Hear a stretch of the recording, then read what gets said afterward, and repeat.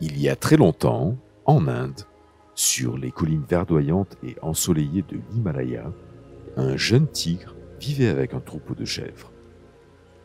Sa mère était morte à la naissance.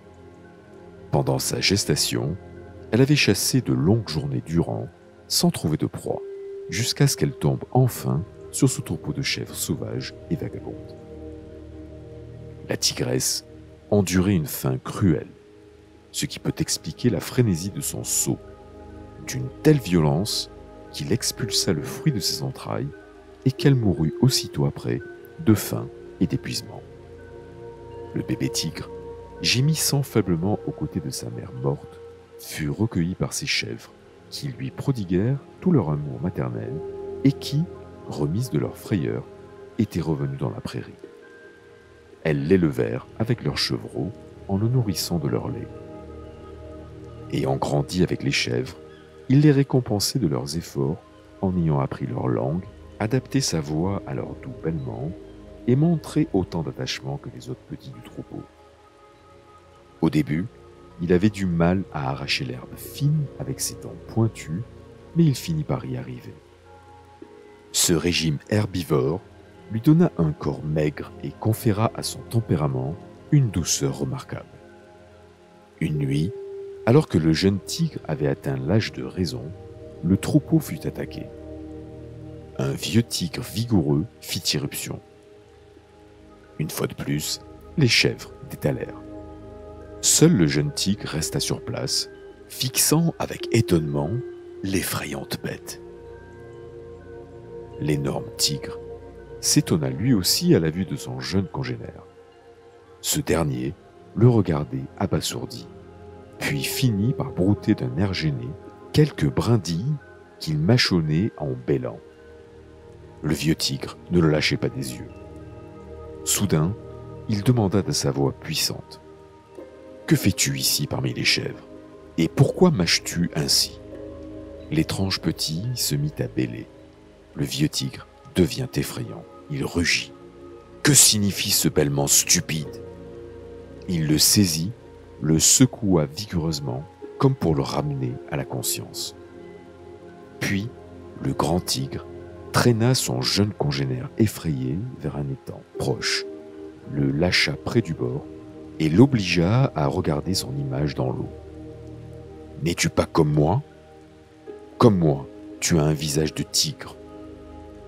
Pourquoi est-ce que tu imagines être une chèvre? Pourquoi bêles-tu? Pourquoi broutes-tu de l'herbe ?» Le petit tigre ne pouvait rien répondre, mais ses yeux ne quittaient pas les deux images qui se reflétaient dans l'eau et il ne cessait de les comparer. Puis, se sentant mal à l'aise, il se mit à sautiller d'une patte sur l'autre en poussant des petits cris tremblants et inquiets. Le vieux tigre le saisit de nouveau et le traîna jusqu'à sa grotte. Il plaça devant lui un morceau de viande crue, saignante, qui lui restait de son dernier repas. Le jeune tigre se secoua de dégoût, mais le grand tigre, sans prêter attention à ses faibles protestations, lui ordonna sèchement: « Prends, dévore, avale !» Le jeune tigre ne voulait pas, mais le vieux tigre lui glissa de force la viande entre les dents et veilla à ce qu'il mâche la nourriture et l'avale. Dans un bêlement plaintif, le jeune tigre avala péniblement les premiers morceaux de cette nourriture inhabituelle et coriace. Mais très vite, il prit goût au sang et dévora le reste, avec un plaisir qui envahissait son corps comme par miracle. Il se lécha les babines, se redressa, ouvrit grand sa gueule dans un immense bâillement, comme s'il s'éveillait d'un sommeil profond, d'un long envoûtement. Il s'étira, fit de gros dos, releva ses pattes et sortit ses griffes. Sa queue battait le sol et soudain, du fond de son gosier, il émit un terrible et triomphant rugissement de tigre. Pendant tout ce temps, son examinateur sévère ne le quittait pas des yeux et l'observait avec une satisfaction croissante. La transformation avait réussi. Lorsque le rugissement cessa, il demanda d'un ton bourru: « Sais-tu maintenant qui tu es? Suis-moi dans la jungle. Tu dois apprendre à devenir le tigre que tu as toujours été. » Cette histoire nous rappelle que l'objectif de notre vie est de découvrir et de réaliser notre être véritable. Comme ce jeune tigre, élevé par des chèvres, nous devons découvrir notre véritable identité. Notre famille, notre environnement et notre culture nous façonnent. Et les gènes de notre ADN, inscrits au plus profond de notre être, dessinent notre personnalité. Pour découvrir qui nous sommes, nous devons dissiper l'illusion qui nous pousse à nous identifier à nos pensées, à nos sensations et à nos sentiments. Seule cette illusion s'interpose entre nous et notre essence divine. Notre être véritable est l'observateur silencieux en nous. Il est l'instance de la conscience, la certitude de notre existence. La mer houleuse de nos pensées et de nos émotions doit s'aplanir pour que nous puissions observer le fond et reconnaître notre véritable noyau, notre véritable être. Celui qui n'est atteint ni par nos pensées, ni par nos sentiments. En surmontant cette illusion sur nous-mêmes et notre véritable identité, nous cessons de vivre séparés de l'univers.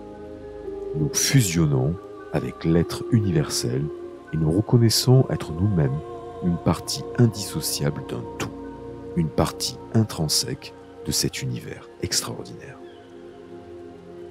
À compter de ce jour, prenez la décision d'entrer en contact avec votre être véritable. Consacrez chaque jour un moment à rester silencieux, à être, tout simplement. Prenez le temps chaque jour de communiquer avec la nature. Observez l'intelligence présente en toute chose vivante. Écoutez le bruit du vent, de la mer, regardez un coucher de soleil, respirez le parfum d'une fleur. Entrez en contact avec la vie, avec la créativité illimitée, avec la pure potentialité.